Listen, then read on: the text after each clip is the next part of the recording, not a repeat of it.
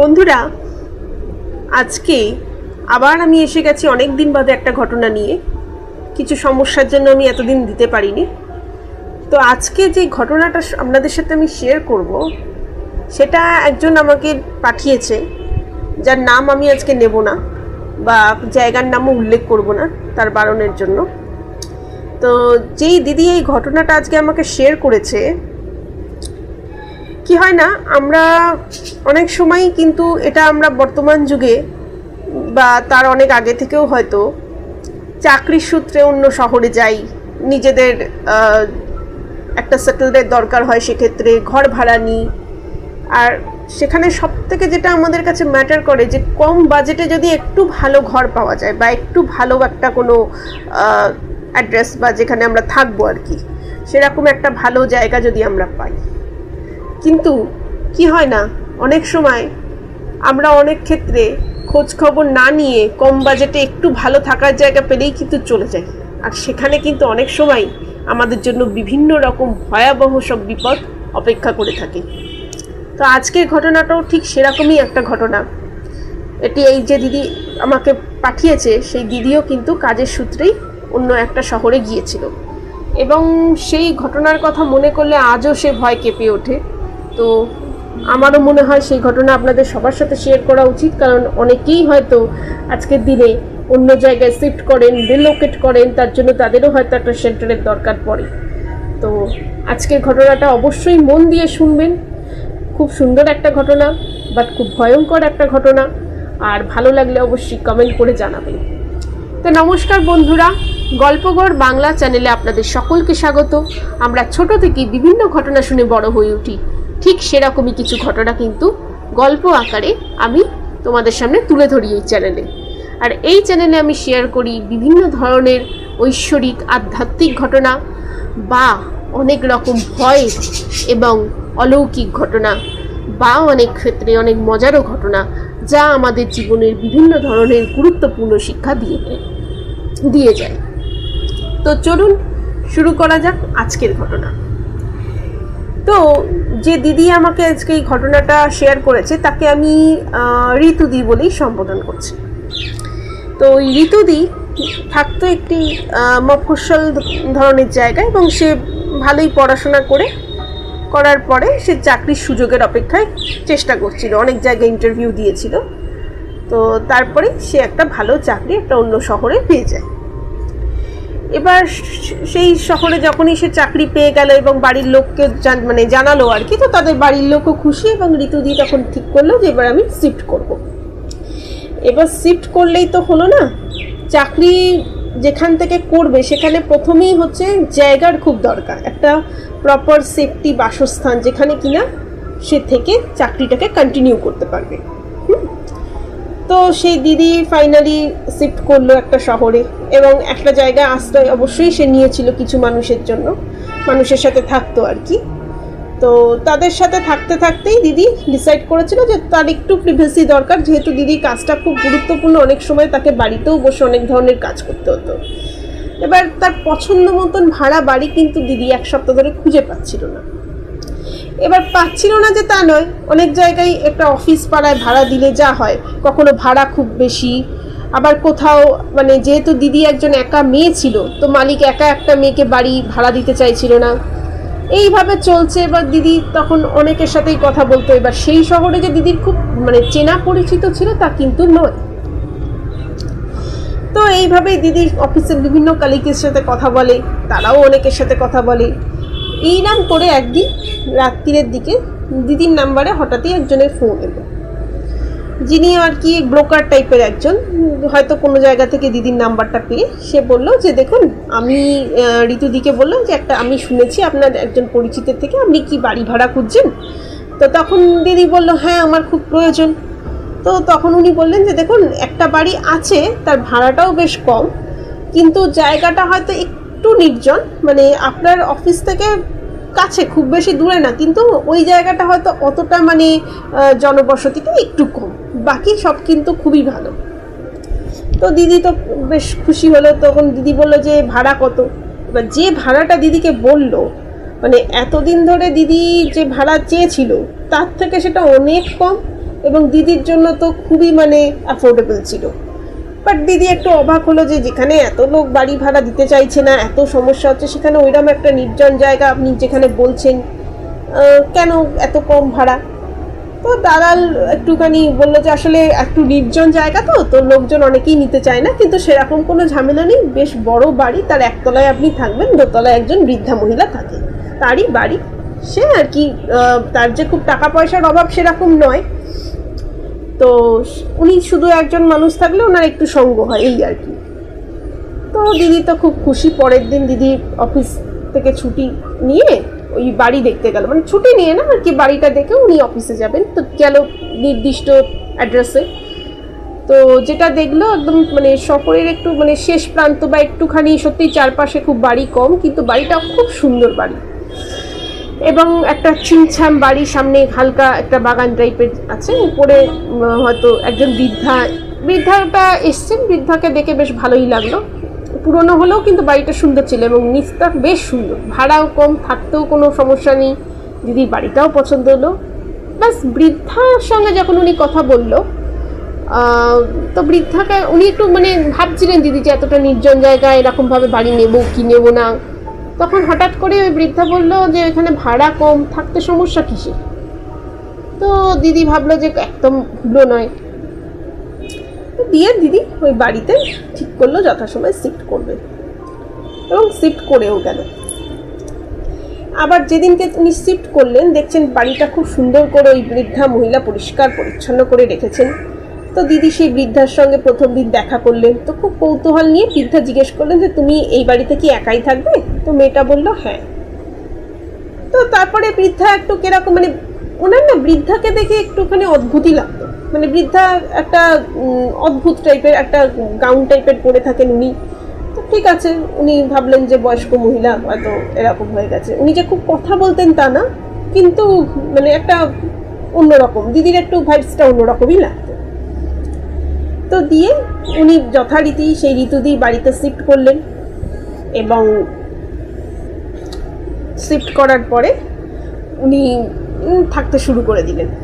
আচ্ছা, এবার বলে রাখি ওই বাড়ির মধ্যে একটা রুম ছিল, ওটা একটা স্টোর রুম টাইপের। তো ওই বৃদ্ধা বলেছিল স্টোর রুমের দিকে বিশেষ যাবার দরকার নেই, তো ভালোই ওনার কাজকর্ম সমস্ত চলছিল। তো একদিন দিদি ওই স্টোর রুমে কি করে যেন ঢুকে পড়ে, তো পুরোনো জিনিস টিনিস অনেক কিছুই ছিল, তো জিনিসপত্রের প্রতি তার চোখে পড়েছিল দিদি। তো তারপরে উনি দেখলেন সেটা সব থেকে ব্যাপার, একটা খুব সুন্দর দেখতে পুরনো পুতুল, যে পুতুলটার গায়ে খুব ধুলো জমে রয়েছে, কিন্তু চোখ দুটো যেন এত সুন্দর যে খুব অদ্ভুতভাবে যেন দেখে মনে হচ্ছে তাকিয়ে রয়েছে, কাঁচের চোখ আর পুতুলটার মুখে একটা হালকা হাসি।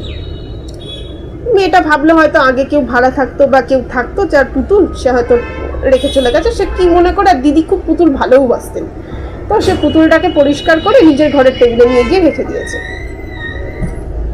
এবার সেই দিনকে তো ঠিক আছে, এবার সেই রাত্রিরে দিদি কাজকর্ম করে শুতে শুতে বেজেছে একটু, রাত্রির তো হয়েছে।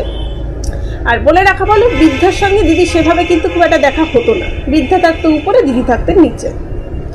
তো সেই রাতে হঠাৎ করে দিদি ঘুম ভেঙে যায়, ঘুম ভেঙে দেখছে প্রায় 12টা বাজে। দিদি রেখেছিল পুতুলটাকে টেবিলের দিকে, দিদি স্পষ্ট মনে আছে।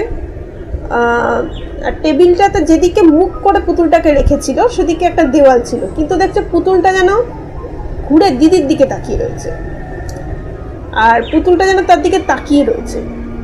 এবার দিদি দেখে ভাবলো কি দেখছে, রাতের বেলা, সে হয়তো ভুল দেখছে, তাই আবার দিদি ঘুমিয়ে পড়লো দিদি।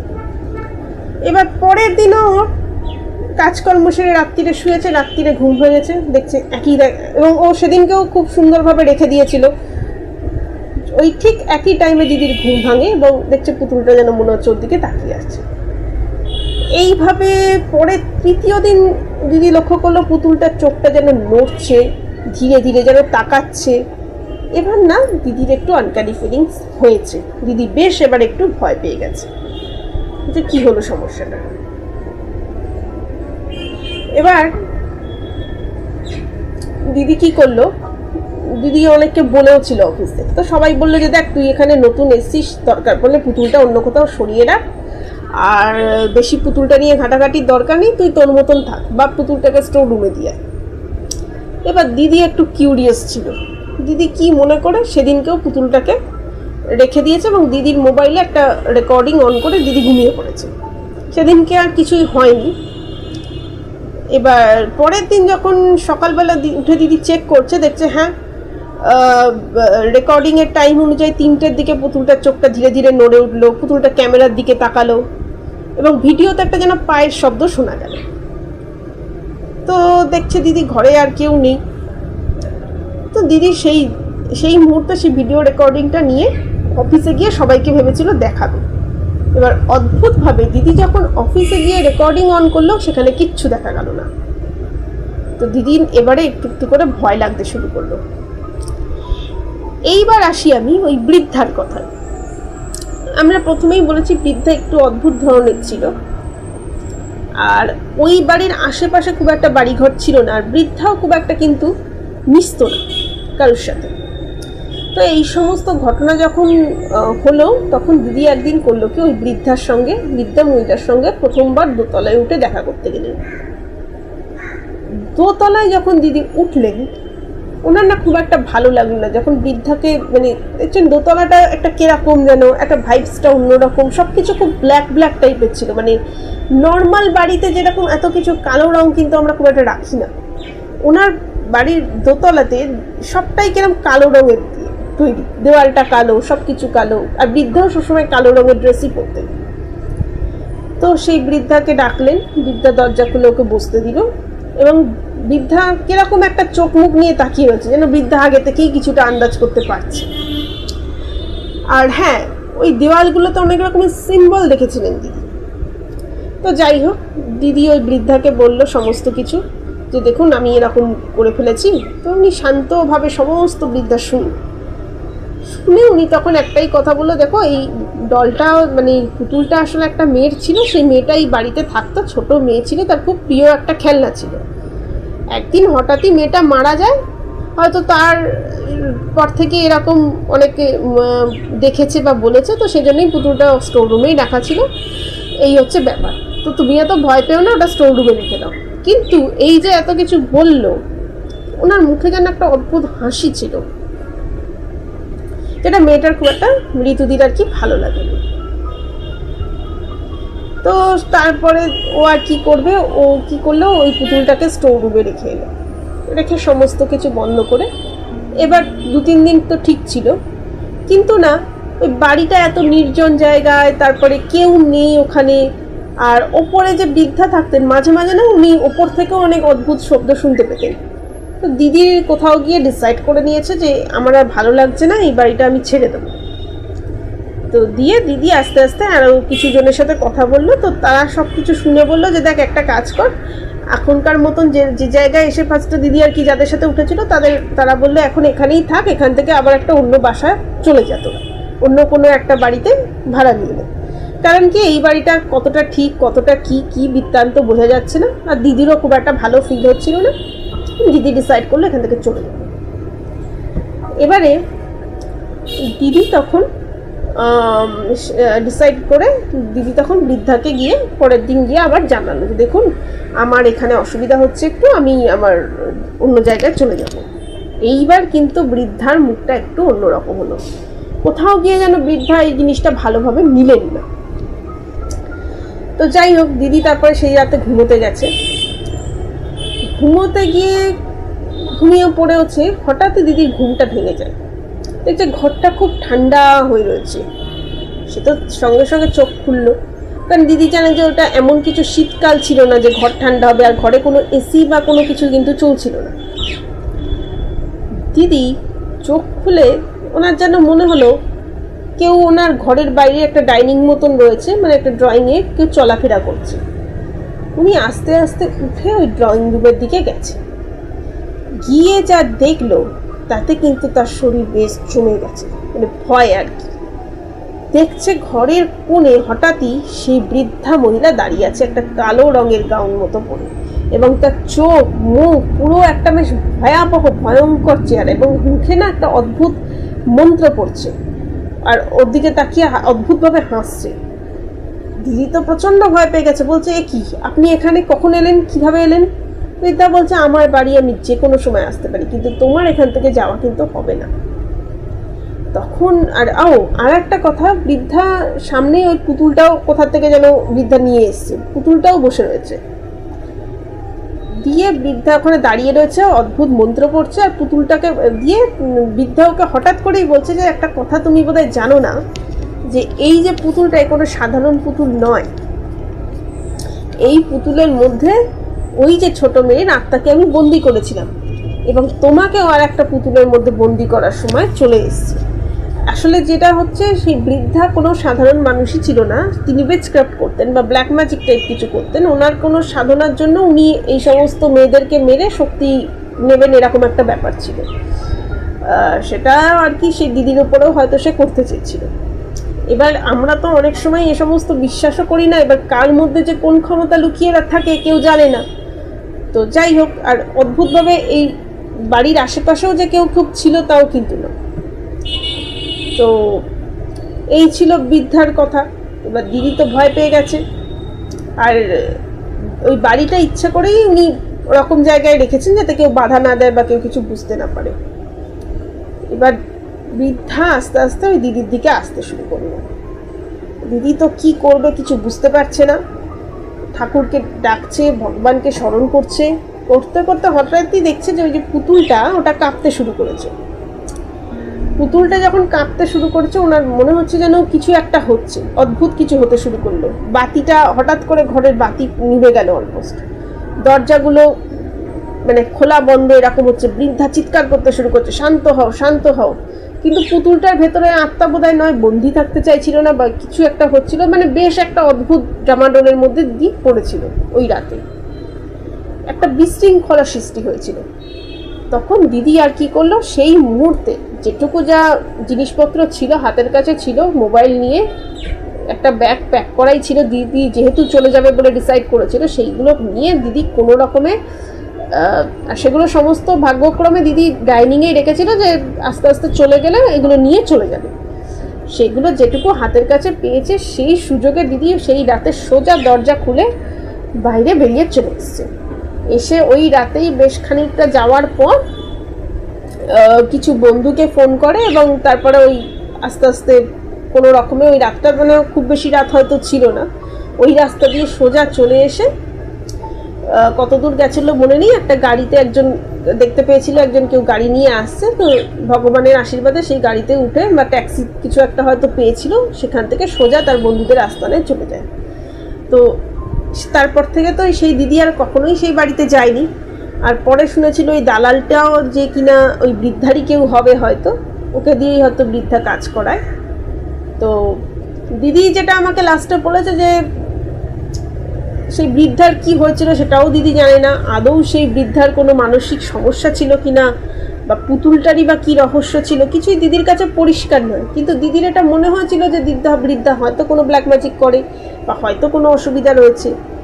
তো ওনার দিদি বলে যে আজও তার মাঝে মাঝে রাতে মনে হয় যেন কেউ ওকে দেখছে, হয়তো পুতুলটা কোথাও আছে। কিন্তু দিদি এখন অনেক ভালো আছেন, অন্য জায়গায় আছেন, চাকরি বাকরি করেছেন, বিয়ে করেছেন, তো এখন সবটাই ঠিক আছে। কিন্তু আমারও একই কথা, যে অনেক সময় হয়তো আমরা নতুন কোনো শহরে কিছু না জেনে শুনে যে কোনো বাড়িতে আশ্রয় নেওয়ার কথা ভাবি, বা যে কোনো মানুষকে বিশ্বাস করে নিই, হয়তো একটু কম বাজেট হবে বলে, একটু অ্যাফোর্ডেবল হবে বলে। কিন্তু আমাদের না সেভাবে কখনোই দেখা উচিত না। প্রথমত নতুন জায়গায় যদি কখনো কেউ যান, চেষ্টা করবেন যেখানে জনবহুল এরিয়া রয়েছে সেইরকম জায়গাতেই থাকার, সেটা অনেক বেশি সেফটি আমার মনে হয়। তো আজকের ঘটনাটা এটাই ছিল। সত্যি জানি না, আমারও এটা বলতে পারি না যে সত্যি কোনো উইচক্রাফট করতো কি না, কিন্তু হয়তো কিছু ছিল, হয়তো কোনো নেগেটিভ এনার্জি ছিল। তো যাই হোক, আজকের ঘটনা ছিল এই পর্যন্তই। আর আমি খুব তাড়াতাড়ি ফিরে আসবো পরবর্তী কোনো ঘটনা নিয়ে। আর আপনাদের জীবনেও যদি এই ধরনের কোনো ঘটনা ঘটে থাকে, অবশ্যই আমাদের ডেসক্রিপশন বক্সে দেওয়া যে ইমেল আইডিটা রয়েছে গল্পঘর বাংলার, সেখানে আপনারা ঘটনা শেয়ার করবেন এবং আমাদেরকে মেল করবেন। আর অবশ্যই আপনারা চাইলে সেই ঘটনা আপনাদের নাম নিয়ে বলতে পারি, বা আপনারা নাম প্রকাশন ইচ্ছুক থাকলে আমরাও নামটা প্রকাশ না করে ঠিক আজকের মতন ঘটনাটা বলবো। তো দেখা হবে অন্য কোনো ভিডিওতে, আবার আসবো। তো ততক্ষণের জন্য ভালো থাকবেন, ধন্যবাদ।